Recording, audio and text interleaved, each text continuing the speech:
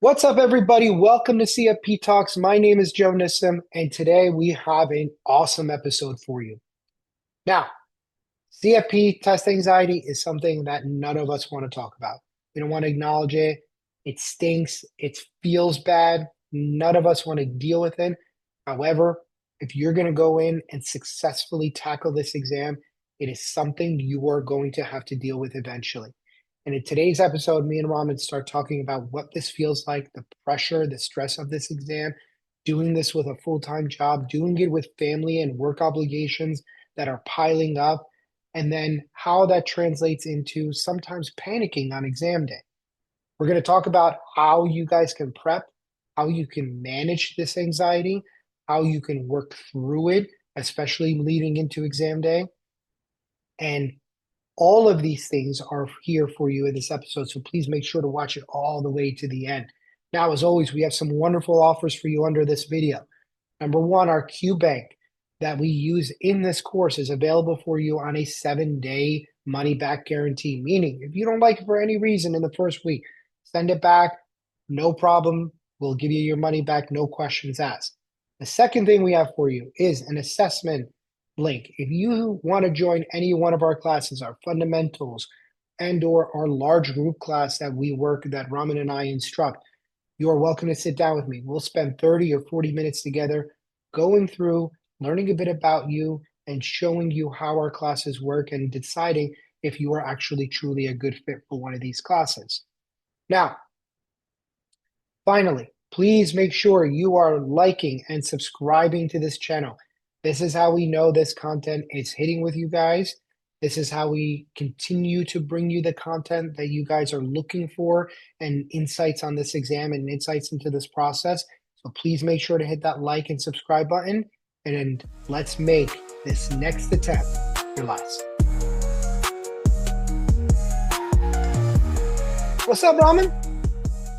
Another day, gotta look at some houses. Got a busy weekend, so no House complaint. hunting?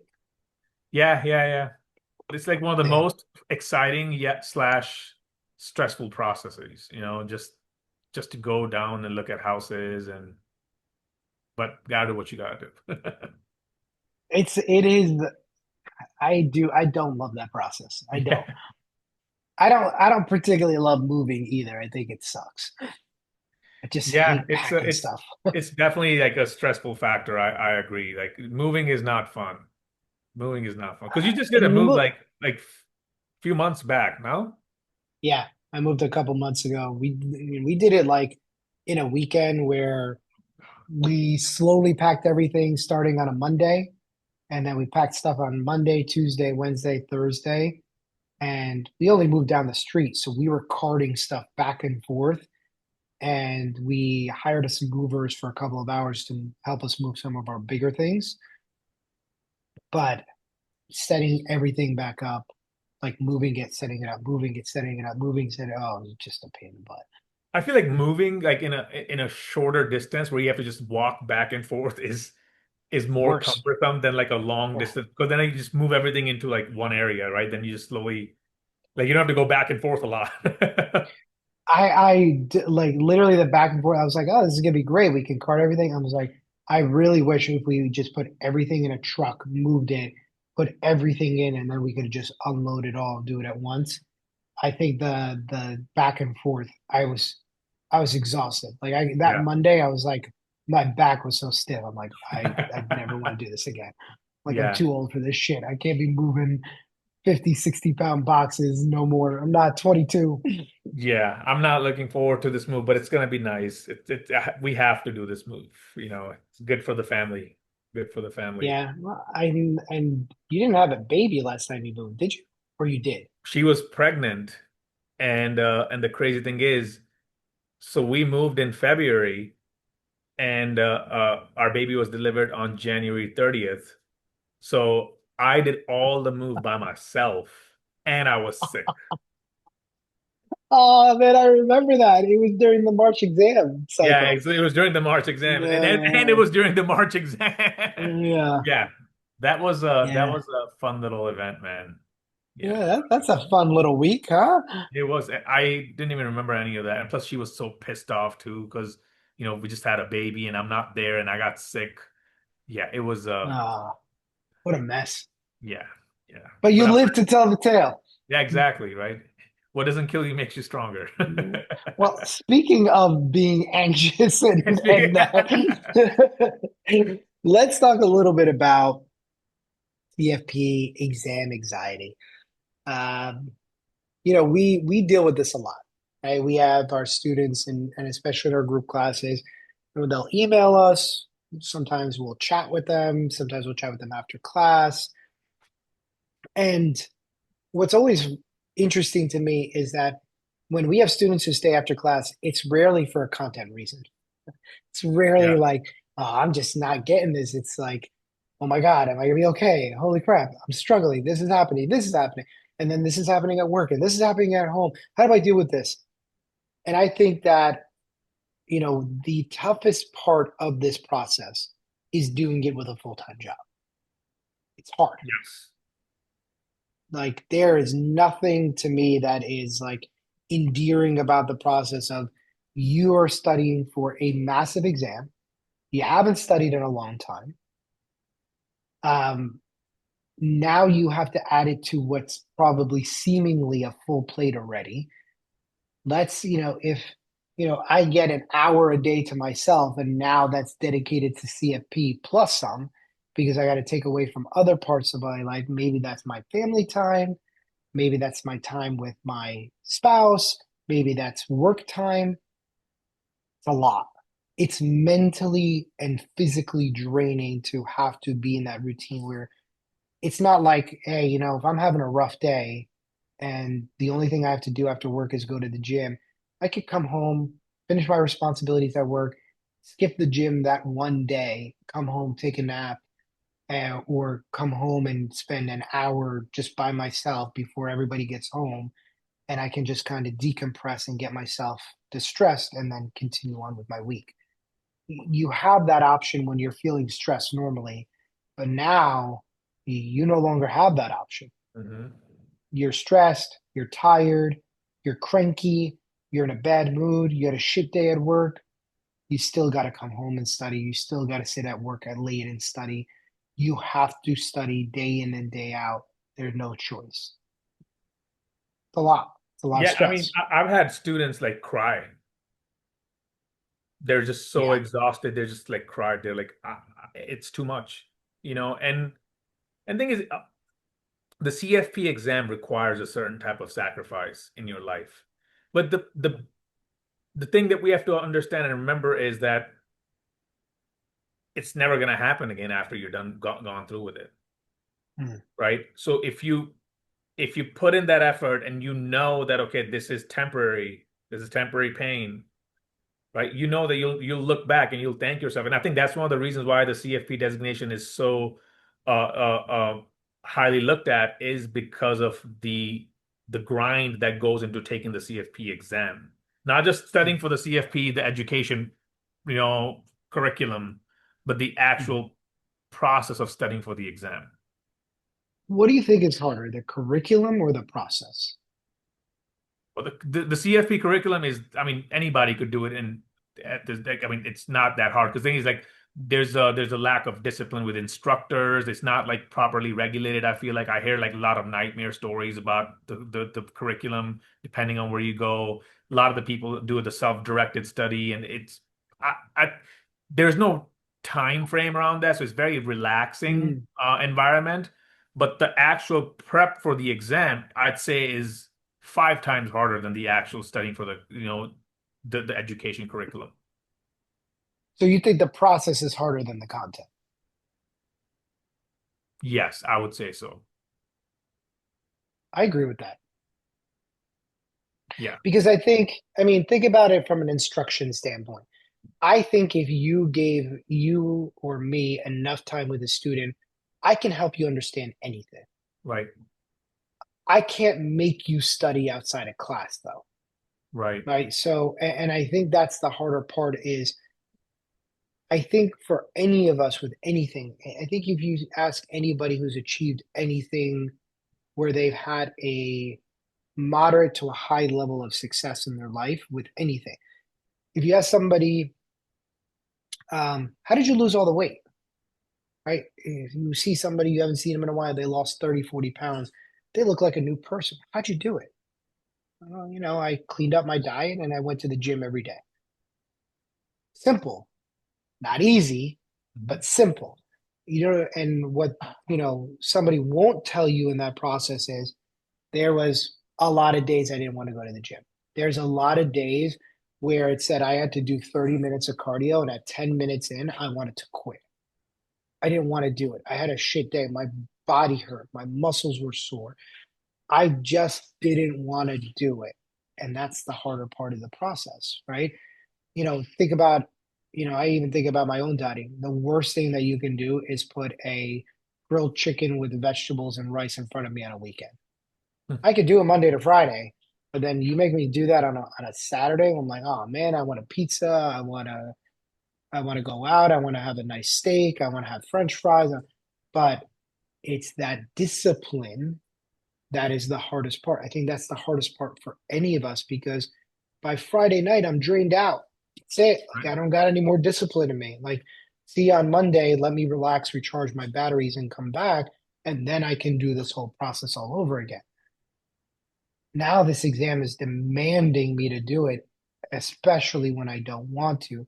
And Yeah. I think you're absolutely right. I think the process is very hard because I think if you spend enough time with the material, and you have some level of good instruction, you can learn anything.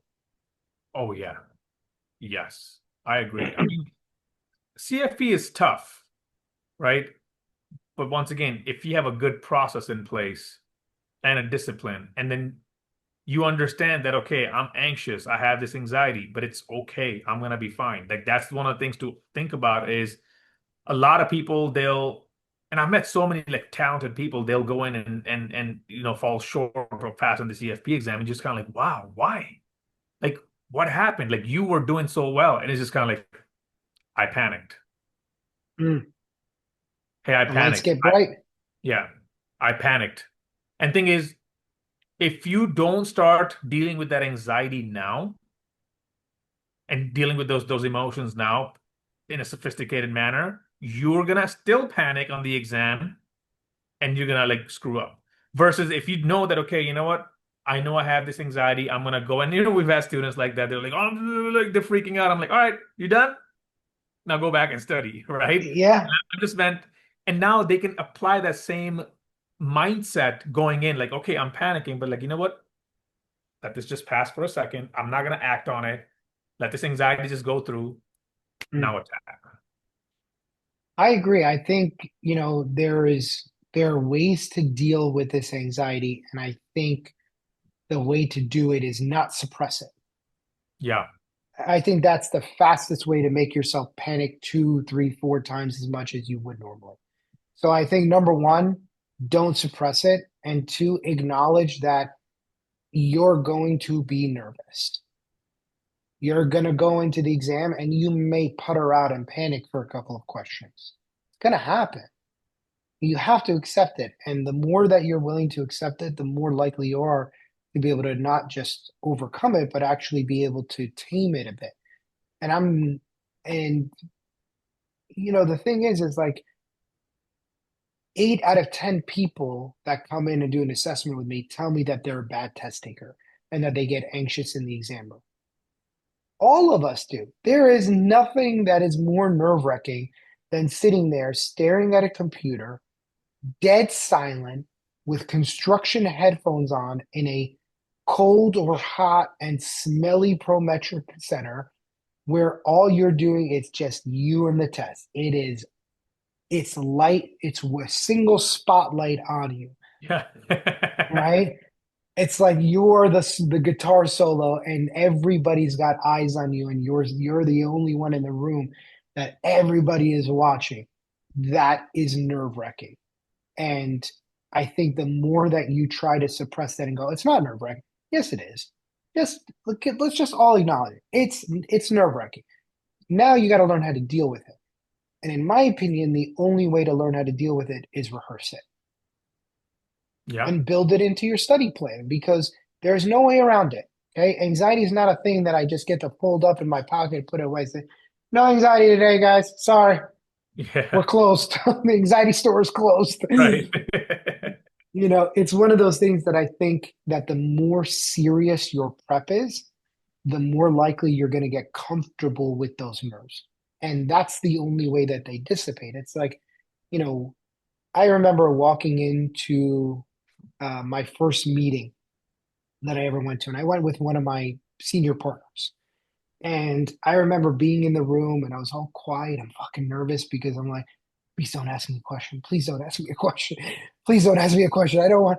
And, they were, I was very lucky because a lot of the clients that I went out on to these meetings were so nice. They were so gracious to me. They knew I was learning. And they let me be involved in the conversation in a very little way, but it was still incredibly gracious of both the senior advisor and the clients to let me be a part of that process because every time I went, my confidence built a little bit more and a little bit more, and I got more and more comfortable to the point where I can go and run those meetings. But I remember that first meeting on my own. Oh my God, man, my heart was palpitating like walking in there and then this person's going to ask me a financial question. I'm fucking 24. Like all I can do is regurgitate some IRA, Roth IRA stuff, and that's all I got.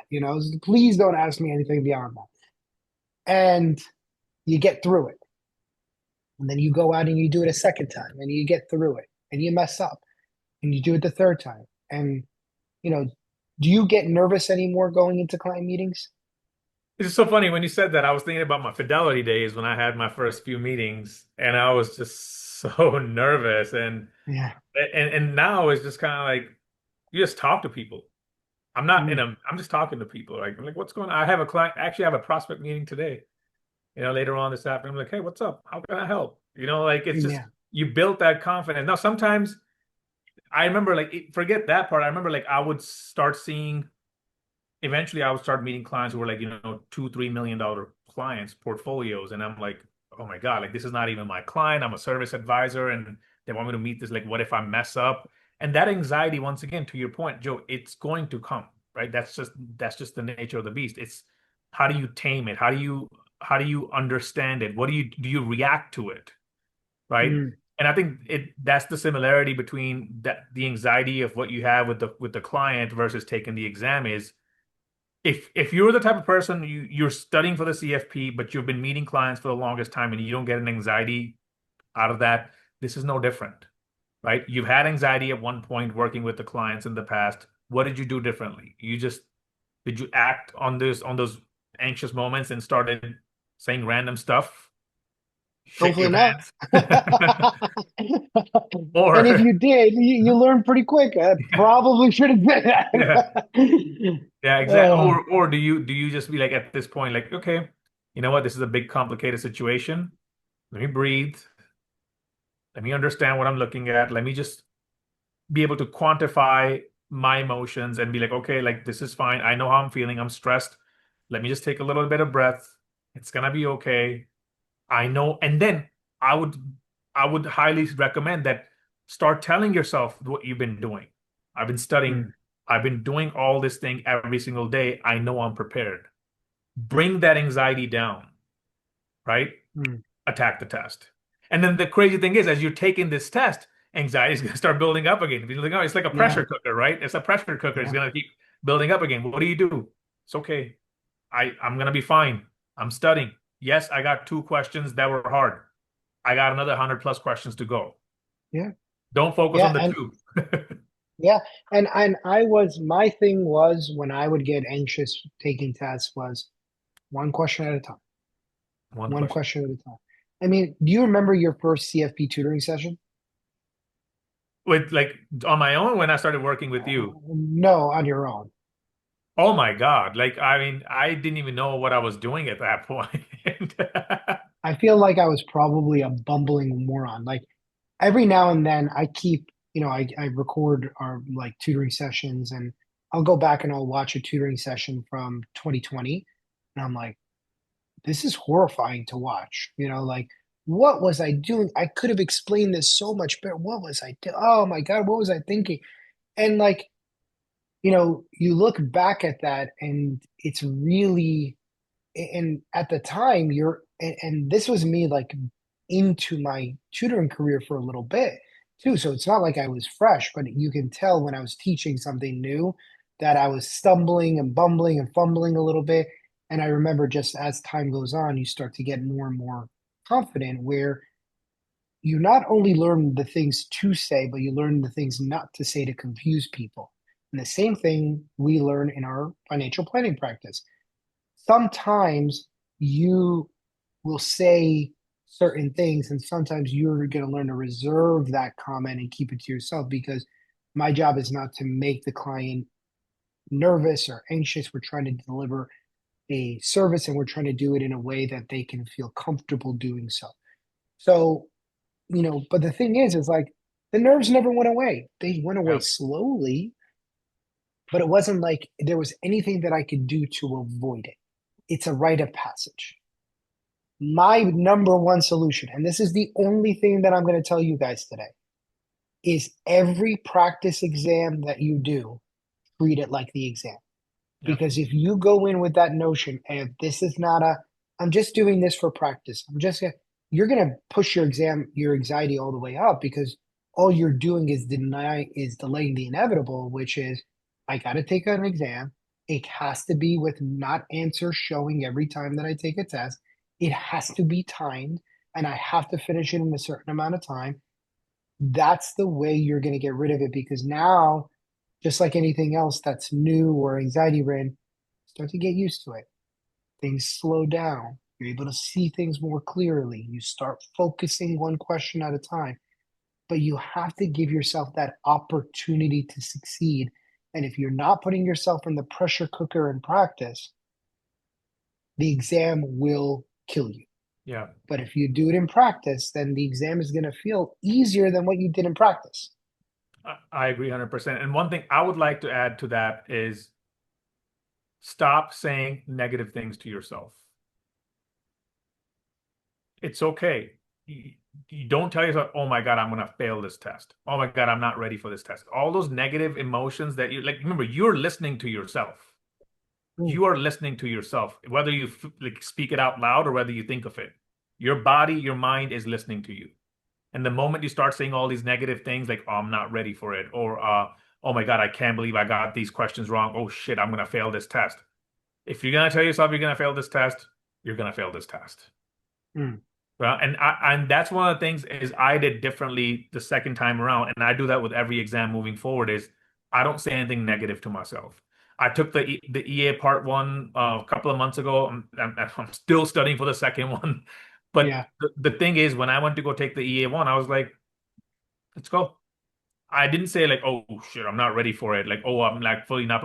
Oh, my success pass rate said I'm at 75% or 70% or 72%. I was just like, you know what? I'm just gonna treat myself the way it's just positive or neutral. I just don't go down the negative route. And I think Mm, that headspace changes things, right? Because then you start accepting things better, you understand things better, and then that positive mind or that neutral mind will overcome the negative mind any single day. yeah. Yeah, and I think that those are really good, important points is that if you keep making everything that you do and treating it emotionally, it's really hard to get better, Yeah, right? Like, and the thing is, it's like you're gonna have bad days. And if that becomes like the first domino in a negativity streak, you're gonna really burn a lot of time where you could be doing something good. yeah, It's almost like you have to be Teflon, right? Like things just got to slide off of you because good study day slides off. It's just hmm one good study day. Bad study day, it slides off. You just have to be dedicated to the process. And I think that's a really hard thing is not to feel emotionally charged. yeah, But, Raman brings up a really good point, which is if you start going down that road, it's a really hard thing to come back from. hmm because it's really easy to just, kind of take to just take that road and go, "Oh, okay, that's it. I'm not going to do it." And we've had students who have done this. We've seen it happen in real time where even though they were actually pretty good on the content, they would get to practice tests and kind of talk themselves out of doing well. And, we saw this in particular with one of the students who passed, was it the March exam? Mm. And I was really proud of him because, he had taken the exam a couple of times and something clicked for him in November. Even though he didn't pass the exam, he went in there going, "There's no chance I'm going to pass. There's no chance. This is awful. Everything sucks." Blah, blah. And he had a roller coaster of a study experience where he would study, he wouldn't, he would study, he wouldn't. I think you know who I'm talking about. And he went 4 out of 8 and did so much better than he thought he was going to do. And he said, and I remember talking to him and he's like, "I'm going to come back in March and do it." And I was like, "Great." And I was like, "But let me ask you a question. Do you think you can pass this test?" He's like, "Honestly, going into this exam, I didn't. Like my whole self-talk was awful. Like it was terrible. I went in going, no way. If I get 2 green, I'm lucky. And I go 4 green." And I'm sitting there going, okay. Now it clicked for him that he can pass it. And when he knew he could pass it, he started working way harder. Yeah. It's a And I mindset shift, right? It just your mindset shifts at that point. and it was such a wonderful thing to see because he was a person that could really get down on himself really easily. And once that clicked, he was a different person in class. He was more he was more engaged. He was answering questions more. I remember you would be popping out questions. "All right, who wants to take this one?" He'd be like, "I'll take it." And he would answer it. I'd be like, "Okay, good. It would give us more." And he would give us more. And we're like, "Oh, okay." Like this was a side of him that we had never seen. Yeah. And I think it's kind of really, um, it really became a story of inspiration because there are still students that we work with that are calling him and going, "What did you do? How did you do it? Like, what did you do?" Yeah. And he's sitting there kind of delving it out. And I think the thing that he's giving advice on more is like, you got to shift this. You got to change the script. Yeah. You got to change the script because if that script is in you, it's tough. Right. 100%. I think that's a good place to stop. So as always, everybody, we hope you enjoyed this episode. Good luck on the CFP exam. Yeah. Can't believe it's already the November. We're sitting here in the November, the last exam of 2025. Good luck. Remember to take your preparation seriously. Get after it. Prep at a very high level. Get yourself used to these emotions. And we are looking forward to putting that congratulations on LinkedIn. If you've been listening to this podcast and we helped in any way, please let us know. It keeps us really encouraged when you guys send in emails and let us know that you've been listening and these things have helped you, they've motivated you, they encouraged you, maybe they changed something for you. We love to hear these stories. So please shoot either Raman and I an email. We would love to hear from you guys. Good luck, and we will see you guys on the other side.